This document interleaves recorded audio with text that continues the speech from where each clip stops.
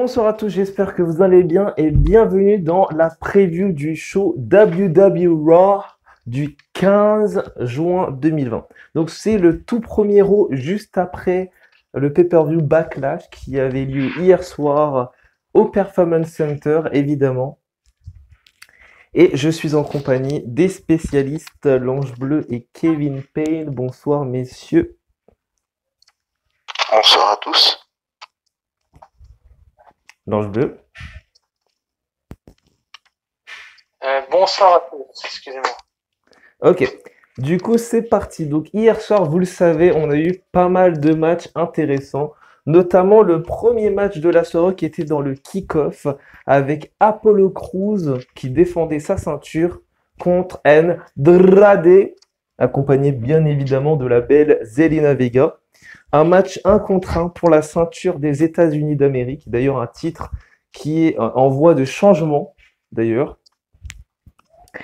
Et Apollo Crews a conservé son titre face à Andrade avec une aide extérieure de Kevin Owens, car Angel Garza, comme Kevin l'avait dit lors de la preview, avait voulu intervenir, sauf que Kevin Owens, lui, a mis un magnifique stunner pour calmer les ardeurs de Angel Garza. Et Apollo Crews a pu en finir tranquillement avec Andrade. Qu'est-ce que vous en avez pensé de ce match, les gars? Je pense qu'on devrait en parler dans la review de Backlash. Ouais. Pas faux. Pour l'instant, ce qu'on peut en dire de l'avenir d'Apollo Crews, c'est que déjà, il est en train de s'imposer. C'est que clairement, il a battu 2 fois Andrade, il l'a battu une fois pour remporter le titre. En plus, il a l'appui, maintenir sa puissance. Il a l'appui de l'ancien champion des États-Unis, Kevin Owens. Donc c'est pas mal, hein. C'est ça. Mais en ce qui concerne Kevin Owens, lui va plutôt s'occuper de Angel Garza. Ouais, mais ils sont en train de se mettre en rivalité là, du coup. Ouais. Ça. Et donc, je verrais bien un petit Fatal 4-Way entre les 4. Un Fatal 4-Way? Kevin Owens, Angel Garza, Andrade, Apollo Crews. Pour le titre des États-Unis. Tu peux même en ajouter 2 si tu veux. Tu peux même en ajouter 2 et en faire un six-pack si vraiment ça suffit pas. Pourquoi pas? Mais déjà les 4, c'est déjà bien. Les 4 là, ouais. Je suis d'accord avec toi. L'Ange Bleu, tu veux dire quelque chose ou tu veux en garder pour la review? Je pense que pour Apollo Crews, pour son avenir, c'est vrai que l'idée du 4-way n'est pas bête du tout. Mais pour moi, il y a d'autres catcheurs qui méritent une opportunité que Andrade. Andrade, il a eu sa revanche. Donc, comme j'ai dit tout à l'heure, il mérite plus de chance. Ensuite, Angel Garza, faut voir ce que ça peut donner. Ça pourrait être intéressant comme match. Ouais, bah, j'imagine bien. Pourquoi pas un Cedric Alexander ou un Ricochet face à Apollo Crews, ça pourrait être pas mal aussi. Ouais, ça peut être pas mal. Je pense que ça va se pencher vers Ricochet. Je vois bien Ricochet les pieds. Je pense pas parce que pour l'instant Ricochet et Alexander ils sont en train de se reconstruire en équipe. Donc ils forment actuellement Two Fly, donc une équipe très virevoltante, très travaillant dans les airs, etc. Donc je pense que Ricochet, Alexander pour l'instant ça sent plus les titres par équipe que les titres solo, hein.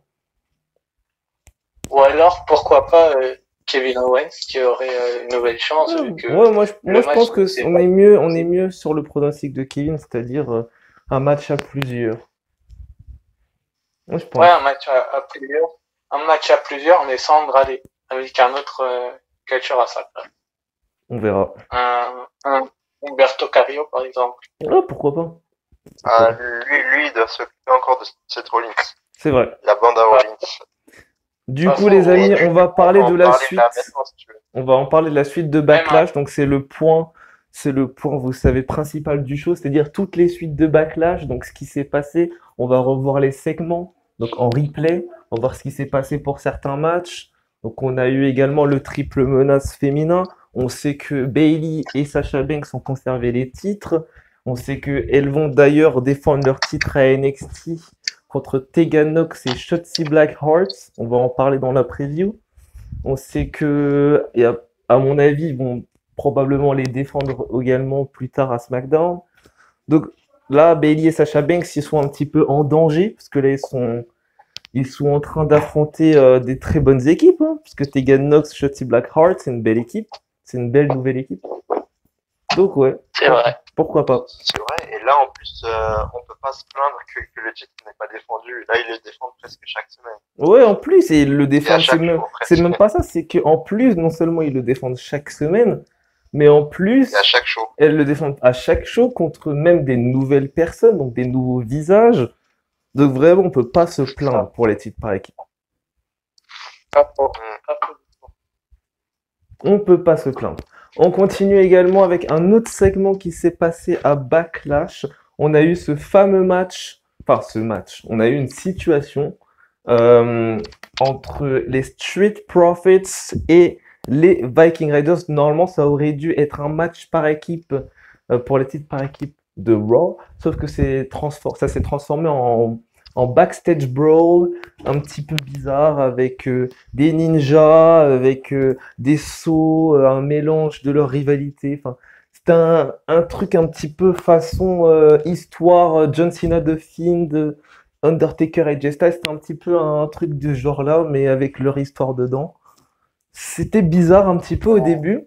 Et après, ça va, c'est plutôt bien fini avec une petite histoire avec Akira Tozawa et des ninjas, etc. Ils ont un petit peu travaillé tout ça. J'ai bien aimé le segment avec Akira Tozawa. Après, faut voir à la suite, faut voir ce qui se passe. Oui, comme tu as dit, il faut voir la suite. Pour l'instant, ils sont toujours sur de la comédie, c'est-à-dire que c'est pas vraiment le match. Ouais, ils sont toujours sur des... Et voilà, c'est ça. Ils sont encore sur le truc. Tout ce que vous faites, on peut le faire mieux. Ah, c'est la phrase, la Voilà. 4 phrases de leur rivalité. Voilà, et on les a même vus à la fin s'allier pour combattre les ninjas. Ouais. Donc voilà, je sais pas qu'est-ce qui va se passer pour le titre de Raw, le titre par équipe de Raw. Mais pour moi, s'ils auraient pas eu les titres par équipe, j'aurais dit bon, ok, c'est acceptable, c'est éditorial. Mais vu que là, ils ont les titres par équipe, je trouve qu'ils devraient faire un truc beaucoup plus sérieux. J'avoue, je suis Au pire, d'accord avec toi. ils devraient les donner à une autre équipe, pourquoi pas. Je suis d'accord avec toi. Mais voilà, pas un truc de comédie avec les titres. Je suis très d'accord avec toi. L'Ange-Bleu, t'es d'accord avec nous ou tu veux argumenter encore? Parce qu'en fait, on a encore plein de trucs à dire. Donc... Je suis d'accord avec vous, mais Alexander et Ricochet pourraient se diriger vers les titres également. Ouais, ça, pourquoi pas. Pourquoi pas. Plus Tant tard, qu'ils ouais. défendent les titres, moi, ça me dérange pas. Ça Ils peut sont être très intéressant, bons. un petit match aérien avec Montez Ford contre Ricochet et Cedric Alexander contre Angel Dawkins. Ça peut être pas mal. Franchement, ça peut être pas Si ça mal. les relance, tant mieux. Ça peut être pas mal. Donc, encore un autre segment, on a eu cette fameuse rivalité d'antan. Enfin, d'antan. Une petite rivalité sympathique qui s'est refaite entre Asuka et Nia Jax. Conservation du titre, pardon, pour Asuka, mais elle ne l'a pas conservé ni clean, elle n'a pas fait de pinfall, elle n'a pas fait de submission, elle a juste, se sont juste en fait fait décompter toutes les deux à l'extérieur en même temps. C'est triste, certes, parce qu'on aurait aimé avoir une vraie fin, je pense. Mais ça arrive, dans un match, ça arrive d'oublier le décompte.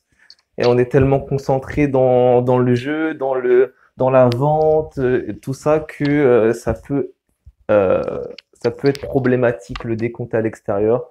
Ça leur a posé problème. Moi, je pense que Asuka, elle le savait très bien. Au moment où le décompte s'est fini, elle savait qu'elle ne pouvait pas perdre son titre comme ça. Donc, de toute façon, elle avait rien à craindre de ça. Je pense que c'est plus problématique pour Nia Jax parce que du coup, elle perd sa chance comme ça bêtement à cause du décompte à l'extérieur. Elle aurait dû s'en méfier. C'est dommage. Après, voilà. C'est dommage. Mais je pense que d'un côté, ça a été fait pour pas décrédibiliser Nia Jax et pour pas décrédibiliser non plus Asuka. Ça a été fait, je pense, pour ça. Donc, on peut pas leur en vouloir non plus d'avoir décidé de faire ça. Voilà, je pense que t'as tout dit. Après, Angelou avait eu quelques pronostics concernant les futurs rivales de Asuka. Du coup, tu peux me les dire? Ouais, effectivement, j'avais quelques pronostics. Déjà, apparemment, d'après une news internet que j'ai vue il y a quelques petites minutes, Qui n'est pas Asuka a été forcément changée. fiable, mais oui. Non, qui est très fiable. Asuka a été censée gagner par tomber. Mais il y a eu un changement de dernière minute de Bruce Prichard, apparemment, qui est le booker de Raw et SmackDown désormais, vu que Paul Heyman a été licencié. Et apparemment, du coup, j'ai lu la news comme quoi Asuka était censée gagner par tomber, mais qu'il y a eu, pour on ne sait quelle raison, un changement de dernière minute qui a fait que le match s'est terminé comme ça. Je pense que c'est pour pas décrédibiliser Nia Jax. Ni Asuka C'est non la plus. raison principale. Ni Asuka non plus. Oui, mais même si Asuka gagnait par des comptes à l'extérieur, tu vois, Ouais, je pense pas que ça aurait décrédibilisé Nia Jax aussi, hein, parce que ouais, je pense voilà, aussi. tu t'es pas pris le tomber, tu t'es pas fait soumettre. Donc. C'est vrai. Mais pour ce qui est de la suite de Asuka, bon, avec Chris Styler, on en a parlé en off. Hier soir, Liv Morgan a envoyé un joli petit tweet à Asuka. Assez plaisant. Je sais pas ce que Chris Styler en pense de ce tweet, mais peut-être qu'il vous donnera son Mais avis c'est après. simple, c'est simple. Le tweet de Liv Morgan, elle a juste dit je veux ça. I want it. Donc, moi, je pense que Liv Morgan, elle doit encore se construire. Je suis désolé, hein. J'adore Liv Morgan depuis qu'elle était NXT, depuis qu'elle était dans le Riot Squad. J'adore Liv Morgan. J'ai forcément envie qu'elle ait un match de titre. Elle le mérite.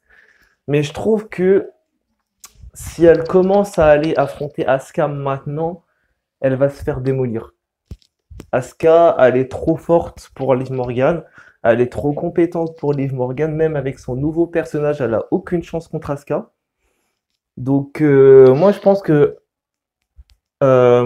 Liv Morgan, elle doit encore un petit peu se reconstruire. Surtout qu'elle n'a pas fait beaucoup de matchs ces derniers temps. Et moi, je pense qu'elle a besoin de se faire une place. Elle a besoin de battre quelques gros noms, histoire de se faire une grosse place dans Raw, dans le show de Raw. Et après, si vous voulez la mettre contre Asuka dans un pay-per-view tel Clash of Champions, SummerSlam ou Fastlane ou je sais pas, il y en a plein d'autres. Là, oui.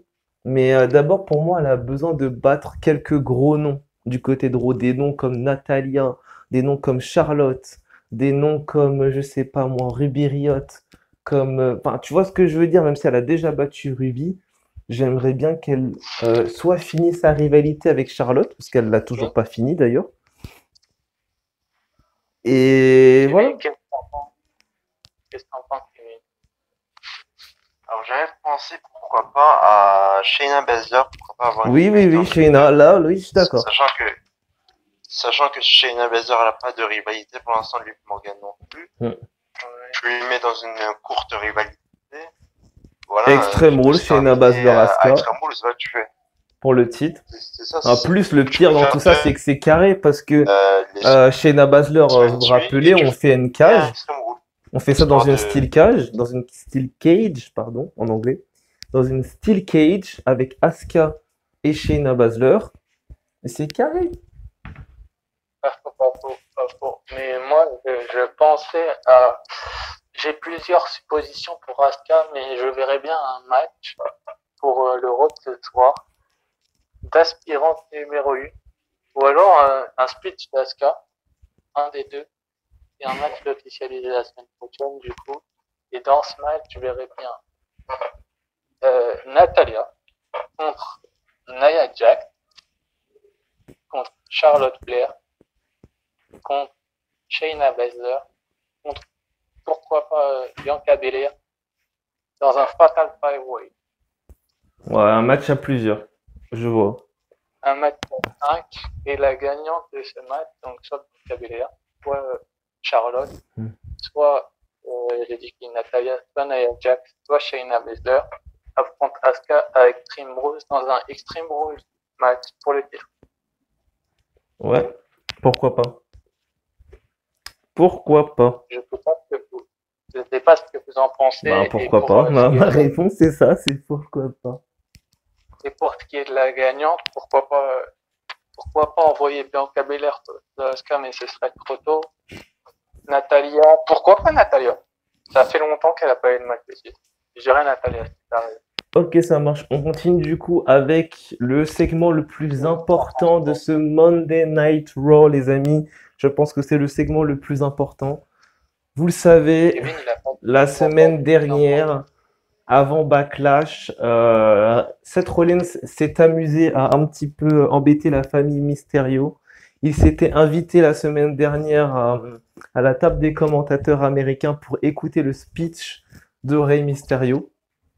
Et du coup, Rollins a invité littéralement Rey Mysterio et Dominic Mysterio ce soir à Monday Night Raw pour parler avec lui. Et donc la question que tout le monde se pose, c'est est-ce que Rey Mysterio et Dominic Mysterio vont bel et bien accepter cette invitation et vont venir ce soir à Raw? Moi, je pense que oui. Je pense que oui. Je pense que, en fait, pour moi, Seth Rollins va tendre un piège à Rey Mysterio.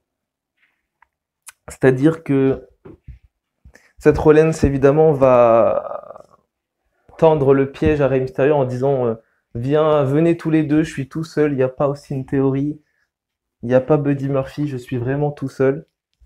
Donc ils vont venir, ils vont prendre confiance avec Seth Rollins, ils vont parler. Au bout d'un moment, ça va partir en couille. Et Rollins, il va appeler ses deux gars. Et au final, Aleister Black et Humberto Carrillo vont se ramener pour égaliser le projet. Et au final, ça va finir dans un match prochain Raw ou sur le moment, ou je sais pas. Mais je pense que ça serait bien pour clôturer cette rivalité. Ça serait bien de faire ça à Extreme Rules dans une stipulation. Je sais pas, un match Steel Cage, Extreme Rules, TLC, Northboard, il y a plein de stipulations dangereuses.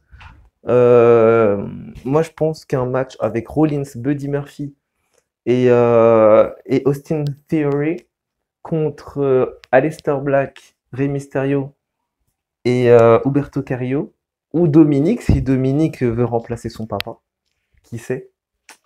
Kevin, qu'est-ce que t'en penses? Pourquoi pas, ce serait pas mal. On verra si en plus ça pourrait faire si Dominic vient, ça pourrait faire un très bon début pour lui. Ah bah franchement, Dominic Mysterio qui décide, genre Rey Mysterio qui se met en garde comme ça, qui est prêt, qui veut se battre et tout. Et t'as Dominic qui lui met sa main en disant papa, je m'en charge, c'est moi qui va affronter Rollins, c'est pas toi. Reste là, t'es blessé. Genre ça fait vraiment le fils protecteur et tout qui veut s'en charger et ça fera un beau début. Dominic contre Seth Rollins, ça ferait un début immense pour Dominic. J'avoue, ça ferait un très bon début pour lui. Ça ferait un gros début pour lui. Ouais. Et donc voilà. Quoi de mieux pour lui que de débuter dans une grosse rivalité pour venger son père. Ok. L'Ange Bleu, qu'est-ce que tu penses de la rivalité principale de ce Monday Night Raw du 15 juin 2020? Je pense que déjà, premièrement, Dominic a dit qu'il serait là. Il a accepté. Il manque juste l'accord de Rey Mysterio. Qu'est-ce que toi tu en penses? Je pense que t'as tout résumé, t'as tout dit. Et et que ça va se transformer en match à 6 avec Team Rose, très certainement, avec Dominique dedans. Mais je pense que Dominique, ce soir, il a un sale coup pour Rollins.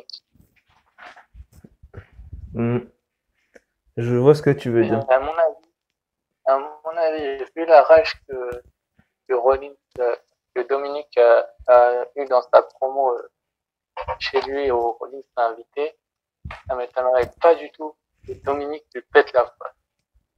C'est pas d'autre mot. Eh ben, on verra ça. Donc, Et, les amis, moi, tu voulais rajouter un truc?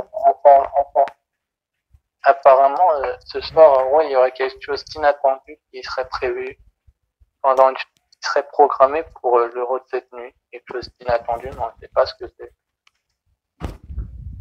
Peut-être les débuts, peut-être les débuts de Charles C. Green, peut-être les débuts de Dominique Dijakovic, faut voir. On verra bien, on verra bien. Et on n'a pas parlé aussi de la suite de Drew McIntyre. On a oublié. Non, je n'ai pas oublié, j'allais en parler. T'inquiète pas. Du coup, oui. Donc, Drew McIntyre, vous le savez, a gardé son titre. Il a conservé son titre face à The Almighty Bobby Lashley, sous les yeux paniqués de MVP et de Lana. Lana qui a voulu, comme on a dit, s'en mêler, tout simplement, pour aider son mari, le tout-puissant Bobby Lashley, à gagner. Sauf que Bobby Lashley a été distrait par Lana au lieu que ça soit Drew McIntyre, donc l'inverse. Et donc, Drew McIntyre en a profité pour mettre son Glasgow Kiss et ensuite enchaîner avec un peu derrière, quelques minutes après, sa Claymore Kick et finir le match. Victoire du coup de Drew McIntyre qui conserve son titre et heureusement d'ailleurs. Moi je pense que on est passé à ça. On est passé à ça de perdre le titre. Vraiment. Moi je pense que pour Drew McIntyre, la suite de Drew, je pense qu'il va s'imposer. Vraiment. Il va avoir un match, histoire un squash ou je sais pas quoi. Histoire de vraiment garder sa dominance. Et puis en ce qui concerne Bobby Lashley, je pense que il va réagir à sa défaite. Je pense. Il va réagir très très brutalement. Je pense que le pire qui peut se passer ce soir entre les deux, c'est que Bobby Lashley attaque Drew McIntyre dans les vestiaires. Avec toute sa rage, avec toute sa frustration d'avoir perdu le match, je pense qu'il va y avoir une attaque dans les vestiaires ou juste à côté de l'arène ou je sais pas où, mais il va y avoir une attaque. Moi, je pense que Bobby Lashley va attaquer Drew McIntyre. Kevin? Alors oui, il est possible que Drew McIntyre, comme Bobby Lashley attaque Drew McIntyre. Ensuite, pour Lashley, je pense qu'il va rester encore champion. Encore pour un bon petit bout de temps quand même. De Drew qui reste champion, tu veux dire? C'est ça, Drew. Ouais. Drew qui reste champion, Bobby Lashley, ils vont quand même continuer la rivalité jusqu'à Extreme Rules. Ouais. À Extreme Rules, et ça peut aller après il y a SummerSlam. Ouais. C'est ça. Et donc à SummerSlam, ils peuvent soit changer d'adversaire, soit. Bah pour l'instant, l'adversaire potentiel que a demandé Drew McIntyre, c'est Randy Orton à SummerSlam. Pour l'instant. Donc on verra. Pour l'instant. On verra. Donc les amis, vous savez, beaucoup de choses ont été faites. On verra ce que ça se donne ce soir au show. Il y a beaucoup de choses qui vont... Non mais attends, je dis juste qu'il y a beaucoup de segments qui vont être résumés de Backlash ce soir à Monday Night Raw. Donc également le fameux Edge Orton qui va vraiment être discuté. Je pense que même Orton sera présent pour faire une promo. Ça ne m'étonnerait pas du tout.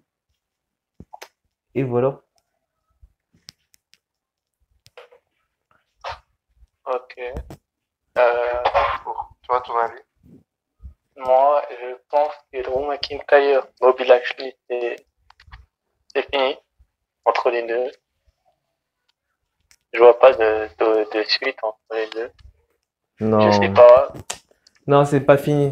Je pense pas. Moi, je pense pas. Parce que c'est trop simple. Moi, je trouve que c'est trop simple. Ils se sont affrontés Moi, dans je un pense. seul pay-per-view. Donc ça voudrait dire que leur rivalité, ça se résume juste à 4 semaines et un pay-per-view. Je trouve que c'est peu. Et alors, Moi, je trouve que c'est peu. et alors, euh, et alors, la rivalité avec Rollins, ça a bien fait un tel pay-per-view aussi. Non, Excuse-moi. mais moi, je ne te parle pas de Rollins. Rollins, c'est Rollins. Moi, je te parle de la rivalité entre Drew McIntyre et Bobby Lashley.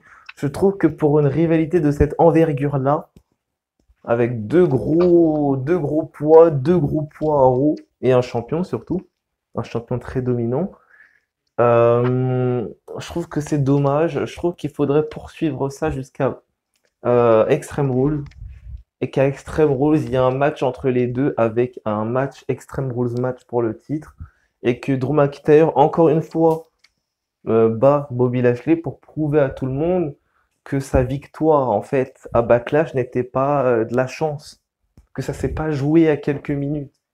Parce que je pense que les gens, c'est ça qu'ils vont dire que Bobby Lashley aurait pu gagner si Lana était pas là. Non, moi je pense que Drew McIntyre, il a juste été opportuniste, c'est tout. Il a vu Drew McIntyre, il a vu pardon, il a Bobby Lashley qui était là en train d'être distrait par Lana. Il s'est dit c'est ma chance, je vais pas laisser passer ma chance. Boum, il lui a rentré dedans. C'est tout. C'est, je sais pas, c'est un réflexe. Donc, je pense que faudrait faire un dernier match entre les deux. Soit un Raw, soit Extreme Rules, histoire de régler les problèmes, tu vois. Et là, oui, là, si vraiment c'est une rivalité courte, ok. Mais je trouve que pour une fin comme ça, à Backlash, je trouve ça petit. Kevin, qu'est-ce que t'en penses? Alors c'est petit, surtout que MVP veut construire Lashley comme le champion, comme Mm, un gros champion. mm, Donc en finir là serait bête. mm. Ce serait très très bête. Bon, moi, Moi, je vois Bobby Lashley qui n'arrive pas à battre Drew McIntyre et MVP qui est tellement déboussolé, tellement déçu de Bobby Lashley qui repropose une dernière fois à Drew McIntyre et limite, il lui donne un chèque. C'est limite, il lui signe un chèque d'argent devant tout le monde. C'est genre connaissant MVP, il est très bien capable de le faire. Donc voilà, il signe carrément un chèque devant tout le monde et il le donne à Drew McIntyre et il lui dit voilà, ensemble on va dominer le Monday Night Raw. Je suis un ancien champion, t'es le champion le plus dominant d'Euro de l'histoire. Voilà, je te donne un chèque, on fait ça ensemble et tout. Et après, je pense que Drew McIntyre il va encore refuser parce il veut être solitaire, je pense Drew McIntyre. Donc il va refuser. on n'en a pas encore parlé.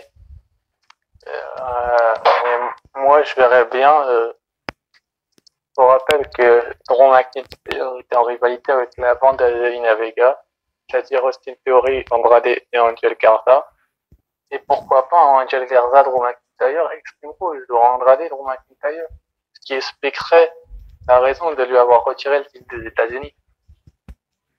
Non, non, Andrade Apollo Crews, c'est pas terminé. Ça, c'est sûr. Je pense que Non, non, non. c'était possible. Non, Angel Garza peut-être, probablement. Garvan. Angel Garza probablement. Je sais pas, mais je pense pas. Parce que pour l'instant, il est en rivalité avec Kevin Owens. Donc je pense pas. Je pense qu'à Extreme Rules, ça va être Owens, Angel Garza. Pour moi, ça c'est sûr. C'est sûr et certain. Même. En ce qui concerne Andrade et Apollo Crews, je pense que c'est pas terminé, mais je pense pas qu'il affrontera à nouveau Apollo Crews à Extreme Rules. Je pense que ça va être quelqu'un d'autre. Mais je pense que c'est pas terminé entre les deux. En tout cas, connaissant Andrade, c'est pas terminé. Moi, je verrais soit Andrade, soit Angel Garza, soit Orton, soit Owens face à Drew McIntyre. Non, mais je comprends ce que tu veux dire, mais c'est pas logique. Parce que quand on voit ce qui se passe, je pense que Kevin, tu vas être d'accord avec moi, c'est pas logique. Parce que Orton, déjà, il est en rivalité avec Edge et qui va pas finir sa rivalité avec Edge comme ça, même si Edge est blessé. Ensuite, Angel Garza, il est en rivalité avec Kevin Owens et qu'ils n'ont pas fini leur rivalité. Justement. Ensuite, Kevin Owens, comme j'ai dit, il est en rivalité avec Garza. Donc ça, ils vont régler leurs problèmes ensemble à Extreme Rules. Et donc, Andrade, pour moi, il est toujours en rivalité avec Apollo Crews. Voilà. Donc moi, je pense qu'Andrade, il va finir un truc avec Apollo Crews une bonne fois pour toutes. Et je pense que ça va être quelqu'un d'autre. Je pense qu'ils vont travailler quelqu'un d'autre pour Apollo Crews. Moi, je verrais bien Angel Garza contre Kevin Owens, par exemple, avec à la clé un match contre Drew McIntyre. On verra. C'est possible, hein, Kevin, non, t'en penses pas? C'est pas logique. Je pense pas. C'est pas logique du tout. Avec Orton dedans, voire Edge et il est rétabli. C'est pas logique. Mais en fait, le truc qui est pas logique, c'est que tu mélanges trop. Tu mélanges trop de rivalités compliquées. C'est-à-dire qu'on a Angel Garza et Owens, point. T'as Edge, Orton, point. T'as Apollo Crews et Andrade, point. 3 rivalités qui sont totalement différentes. Tu peux pas mélanger autant de choses comme ça. T'es d'accord, Kevin? C'est vrai, tu peux pas tout mélanger comme ça. Même si c'est vrai, la WWE, ils ont tendance à le faire en ce moment, ce que j'aime pas.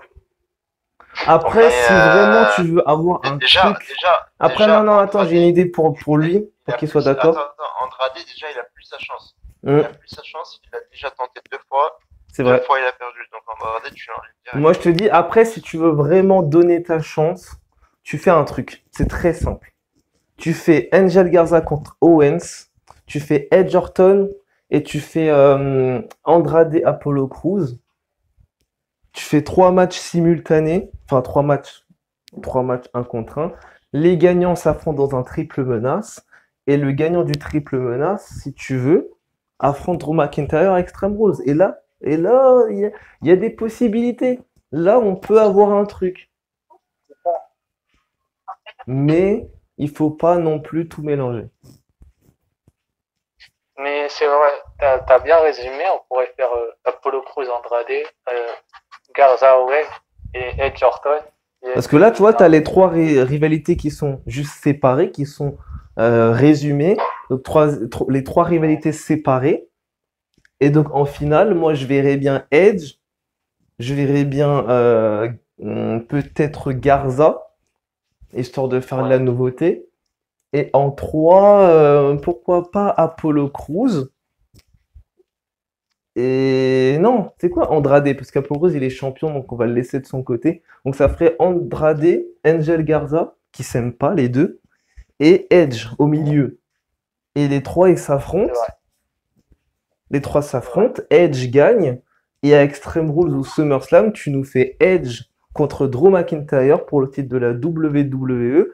Et là, ça va être un putain de match. Là, ça va être un match de ouf à Extreme Rules. Ouais, faut voir. Ou alors, j'ai pensé à un autre homme. Tu fais un match. Tu fais le Black Dominic. Comment il s'appelle là? Black Dominic Carrillo contre la bande à Rollins et Rollins dans un Raw. Tu finis la rivalité sur ce match. C'est-à-dire qu'après, il n'y a plus rien entre eux. Il n'y a plus rien entre eux. Drew McIntyre, on regarde fixement, fait des petites promos pendant ce temps-là. Enfin, genre, ce soir, ils font le match à 6. Et Drew McIntyre fait un peu plus tard une promo dans la soirée où il dit qu'il a conservé son titre, etc. Et Aleister Black il arrive en mode obscur, enfin, dans son personnage, quoi. Il monte sur le ring, il fixe Drew, il regarde, il dit à NXT, je t'ai battu pour le titre NXT, à Extreme Rules, je t'affronte pour le WWE Championship. T'as Drew McIntyre, il sait pas quoi faire. Du coup, il essaye de porter un Glasgow Kiss ou une Claymore. C'est pas le genre de McIntyre. Hein. McIntyre, il accepte direct, il a pas peur, lui. Ouais, mais il accepte. Pas du tout le genre de. Ouais, il accepte, on va dire, il accepte. T'as Black, du coup, il est content. T'as McIntyre, il fait 3, 2, Ouais, Bah non, non, il fait un il Glasgow peut pas kick. faire ça. Si, il fait un Glasgow kick Non, c'est pas à Black. logique. En fait, ce qu'on te dit, c'est que en gros, là, on parle pas d'un petit. On parle pas d'un jeune. On parle de deux top stars de Monday Night Raw. Deux top stars du catch à la WWE. On parle du champion de la WWE, Drew McIntyre, et on parle de Aleister Black, l'un des prodiges les plus prodigieux actuellement à Monday Night Raw. Ouais. Donc on peut pas faire un truc de merde, on peut pas faire un truc chelou entre les deux. Ouais, Si les deux doivent s'affronter, ça va être dans un match officiel. Tu vas pas faire un match ouais, donc, chelou, une préparation de match entre les deux. Ça va être un match officiel entre les deux. Ça va partir peut-être en couille. Mais moi, c'est clair, hein. Il a raison, Kevin. Si Aleister Black défie Drew McIntyre, Aleister Black, il faut qu'il comprenne un truc, c'est que Drew McIntyre, il va accepter. Drew McIntyre, il a peur de personne, le mec. Il a couché Brock Lesnar à WrestleMania en 5 minutes. Il a couché Bobby Lashley à Backlash. Et tu veux qu'il ait peur d'Aleister Black? Mais t'es malade ou quoi? Le mec, ouais, il a mais couché je pense deux qu'on va mecs. Il a couché deux mecs qui font 120 et 138 kilos. Et tu veux qu'il ait peur d'Aleister Black? Surtout il a fini Lesnar en 5 minutes. je pense Faut qu'on va, ajouter ça.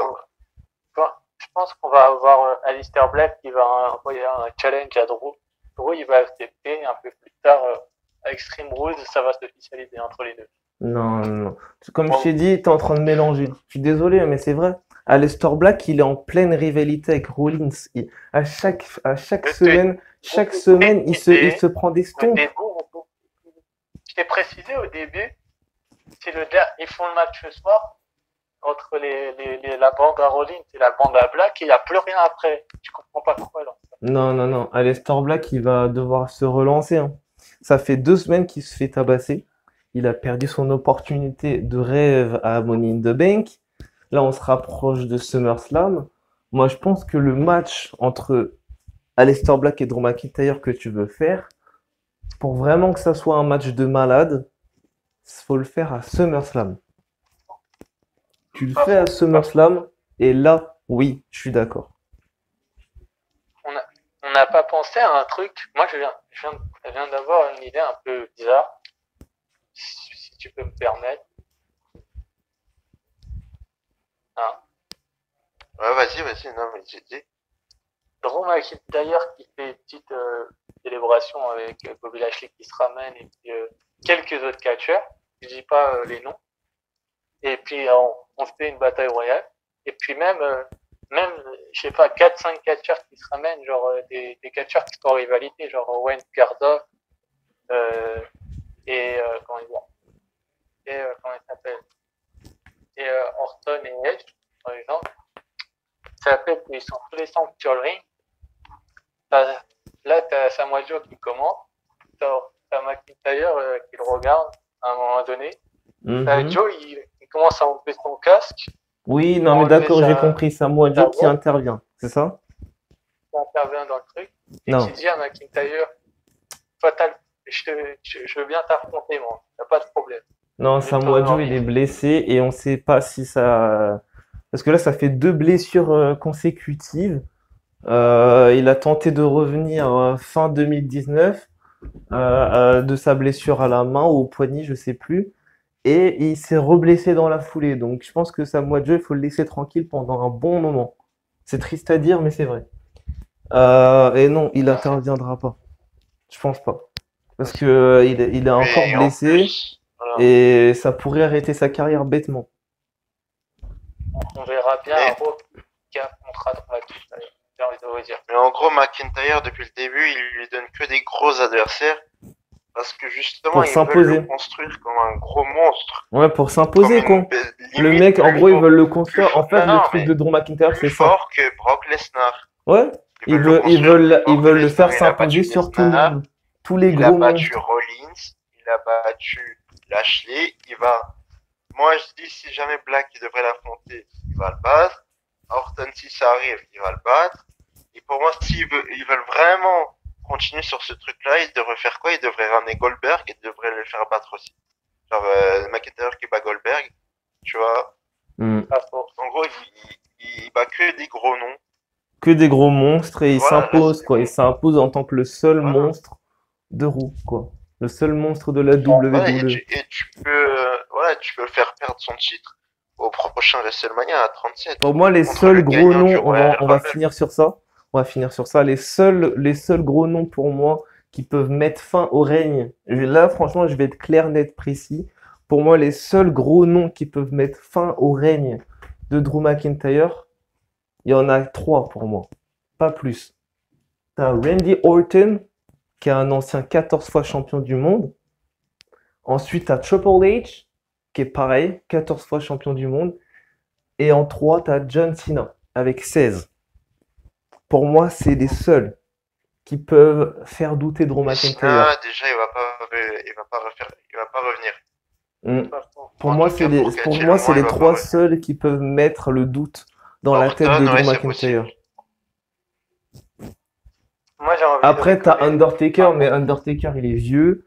Et voilà, on va le laisser tranquille. Moi, j'ai envie de rigoler pour finir sur ça. j'ai Mais envie c'est de vrai rigoler. que c'est vrai que quand j'y pense, Drew McIntyre, pour la parenthèse, avait eu un petit accrochage avec l'Undertaker et qu'il rêve d'affronter Undertaker en face à face.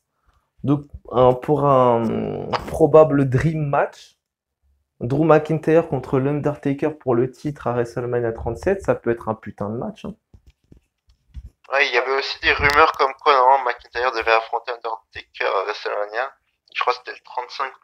Ouais, 35, je crois. 34, Ouais. un truc comme ça. Non mais franchement, ça, tu me fais ça à WrestleMania 37 et tu dis que c'est le dernier match de l'Undertaker. C'est le titre contre la carrière de l'Undertaker. Et je peux te dire que ça va être un match de malade. Ça va être un match de malade. Tu le places quasiment dans le main event parce que bon, évidemment, pour vraiment que ça ait de l'enjeu, faudrait que l'Undertaker gagne le Royal Rumble 2020, 2021 même. Ah, c'est 2021, Royal Rumble 2021. Faudrait que l'Undertaker le gagne pour vraiment que ça ait de l'enjeu.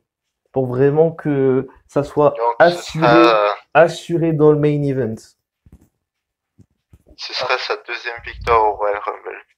C'est ça. Parce qu'en fait, tu vois, s'ils gagnent pas le Rumble, ils mettront pas ce match dans le main event. C'est logique. Et ils font même pas ce match, en fait, parce que techniquement, le gagnant du Rumble, il affronte le champion de son choix.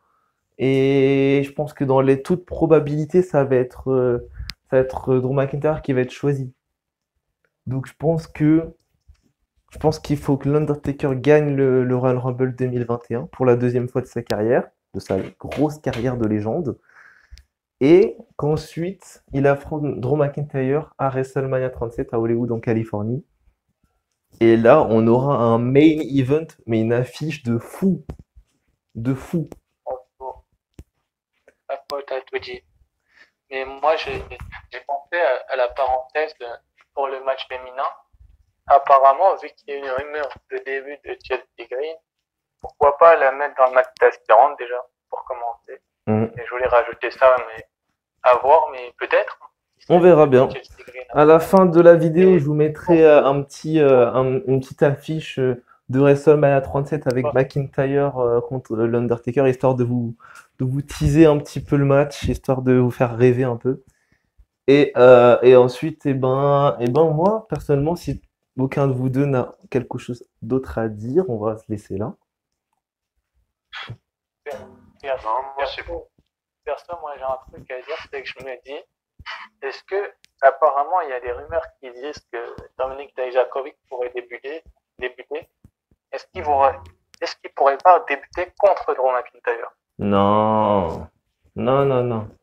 Faut pas rêver. À voir. Des jobbers, il va affronter soit des jobbers, soit ils vont trouver. Non, c'est avec des jobbers, c'est sûr à plein de pourcentages. Parce que Drew McIntyre contre Dijakovic, déjà, ça décrédibiliserait Dijakovic. Et puis, parce que Drew McIntyre, il va le fumer.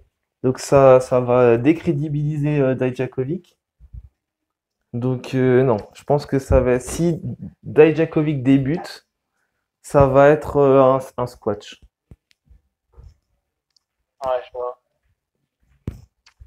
Voilà, voilà, les amis. Donc ce soir, On, premier Raw on verra bien. du 15 On juin verra bien. 2020. Premier Raw après Backlash. On est en route désormais vers la ville et les stipulations qui vont devenir extrêmes. Extreme Rules dans la nuit du 19 juillet au 20 juillet 2020. Et oui, les amis, on se retrouvera du coup très très vite pour une nouvelle preview, une nouvelle review. D'ici là, likez, commentez, partagez, abonnez-vous, commentez en masse et activez la cloche, bien entendu. Et on se retrouve très vite. On se retrouve très prochainement.